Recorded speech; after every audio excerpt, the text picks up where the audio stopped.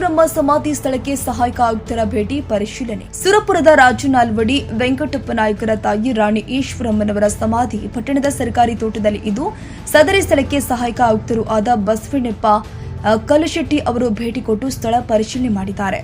ಸುರಪುರದ ರಾಜನಾಲ್ವಡಿ ವೆಂಕಟಪ್ಪನವರ ತಾಯಿ ರಾಣಿ ಈಶ್ವರಮ್ಮನವರು ಲಿಂಗಸಗೂರು ಮಾರ್ಗವಾಗಿ ಸಾಗುವಾಗ ಅನಾರೋಗ್ಯ ಉಂಟಾಗಿ ಲಿಂಗಸಗೂರಿನಲ್ಲಿಯೇ ಮರಣ ಹೊಂದುತ್ತಾಳೆ. ಆಕೆನ ಬ್ರಿಟಿಷರು ಸರ್ಕಾರಿ ಗೌರವಗಳೊಂದಿಗೆ ಪಟ್ಟಣದ ಸರ್ಕಾರಿ ತೋಟದಲ್ಲಿಯೇ ಸಮಾಧಿಯನ್ನು ಮಾಡ್ತಾರೆ ಎನ್ನಲಾಗ್ತಾ ಇದ್ದು, ಅದು ಸದ್ಯ ಜಿಟಿಟಿಸಿ ಕಾಲೇಜು ಆವರಣದ ಸ್ಥಳದಲ್ಲಿ ಕಂಡು ಬರ್ತಾ ಇದ್ದು, ಸದರಿ ಸ್ಥಳಕ್ಕೆ ಸಹಾಯಕ ಆಯುಕ್ತರು ಆದ ಬಸವಣ್ಣಪ್ಪ ಕಲಶೆಟ್ಟಿ ಅವರ ಭೇಟಿ ನೀಡಿ ಪರಿಶೀಲಿಸಿದ್ದಾರೆ.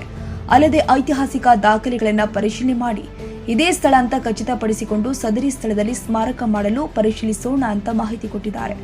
ಸದರಿ ಸ್ಥಳದಲ್ಲಿ ರಾಣಿಯ ಸ್ಮಾರಕವಾಗಲಿ ಎನ್ನುವುದು ಹಲವಾರು ಇತಿಹಾಸ ಪ್ರಿಯರ ಹಾಗೂ ಗಂಡುಗಲಿ ಕುಮಾರರಾಮ ಸಂಘಟನೆಯ ಮನವಿ ಮಾಡಿದ್ದನ್ನು ಇಲ್ಲಿ ಸ್ಮರಿಸಬಹುದಾಗಿದೆ.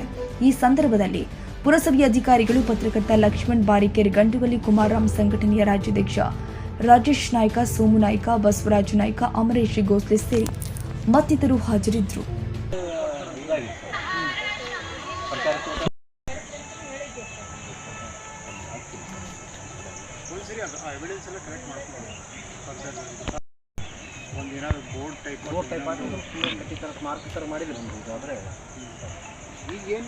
ಇದೆಲ್ಲ ಮೊದಲು ಒಂದೇ ಕಂಪೌಂಡ್ ಸರ್, ಏಕ ಒಂದೇ ಇತ್ತು.